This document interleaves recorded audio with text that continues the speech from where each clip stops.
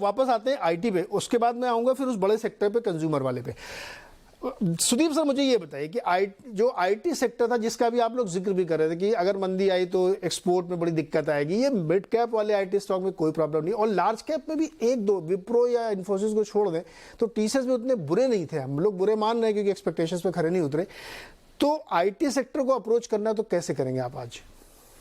नीरज जी, मैं यही कहूंगा कि आईटी सेक्टर में आपको थोड़ा कंपनी स्पेसिफिक स्टडी करना पड़ेगा और एक्सपेक्टेशन उसी हिसाब से रखना पड़ेगा। इसमें छोटे कंपनी जिसका जिक्र आप कर रहे हैं, वहां पे क्या होता है कि वो एक लिमिटेड नंबर ऑफ कंपनीज के साथ काम कर रहे हैं, लिमिटेड नंबर ऑफ क्लाइंट्स के साथ काम कर रहे हैं। अगर उनका क्लाइंट का बिजनेस ठीक ठाक चल रहा है, वो ऐसे सेक्टर में है जहां पे ये स्लो डाउन का कोई नेगेटिव इंपैक्ट नहीं है, तो उनका बिजनेस अच्छा चल रहा है, उनको अच्छा ग्रोथ मिल रहा है। पर अगर बड़ी कंपनी की बात करें, वो एक वाइड स्पेक्ट्रम ऑफ कंपनीज के साथ डील कर रहे हैं, तो वो ऐसे कंपनीज के साथ भी जरूर डील कर रहे हैं जहां पे अच्छा ग्रोथ दिख रहा है स्लो डाउन के बावजूद, और ऐसे कंपनी के साथ भी डील कर रहे हैं जहां पे स्लो डाउन का नेगेटिव असर आ रहा है, जिसके कारण पोस्टपोनमेंट ऑफ प्रोजेक्ट हो रहा है, कैंसिलेशन ऑफ प्रोजेक्ट हो रहा है। पोस्टपोनमेंट का बात टीसीएस ने किया, कैंसिलेशन का बात इन्फोसिस ने किया, और भी विप्रो ने किया, एचसीएल ने किया पोस्टपोनमेंट की बात। तो द प्रॉब्लम इज रियल कि आज के दिन में यूएस मार्केट में एक अनसर्टेनिटी है, जैसा जिक्र आप लोग भी कर रहे थे कि अमेजन ने नतीजे बहुत अच्छे दिए पर फोरकास्ट जो दिया वो थोड़ा सबड्यूट दिया। अब यही स्थिति है कि जो सीईओज है, बिजनेस लीडर्स हैं, उनके मन में शंका है कि स्लो डाउन आने वाला है। इस माहौल में थोड़ा सतर्क रहना चाहिए, conservation of liquidity, conservation of cash करना चाहिए, और इसी के कारण थोड़ा आईटी प्रोजेक्ट्स में स्लो डाउन देखने को मिल रहा है। तो मेरी सलाह तो यही होगी कि आप कंपनी स्पेसिफिक एनालिसिस करना पड़ेगा। एक ब्रॉड ब्रश से हम लोग आईटी को पेंट नहीं कर सकते। पर्टिकुलरली ये जो स्पेसिफिक मुद्दा आपने उठाया है कि स्लो डाउन कुछ कंपनीज में दिख रहा है, कुछ कंपनीज में नहीं दिख रहा है, इसके बारे में मैं यही कहूंगा। पर अगर आप थोड़ा एक साल प्लस का होराइजन की बात करेंगे तो हमारा व्यू भी ये है कि आईटी में ऐसा कोई फंडामेंटल चेंज नहीं हुआ है।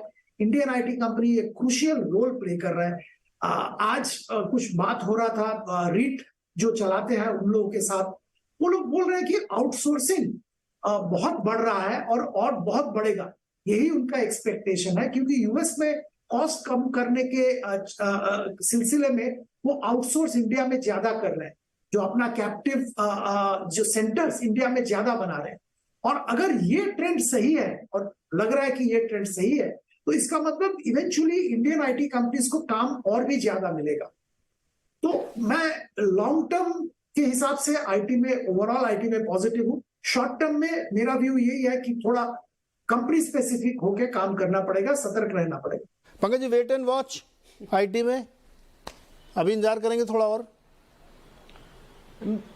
नहीं Neeraj ji, I think that is not our guidance to our clients, to our investors.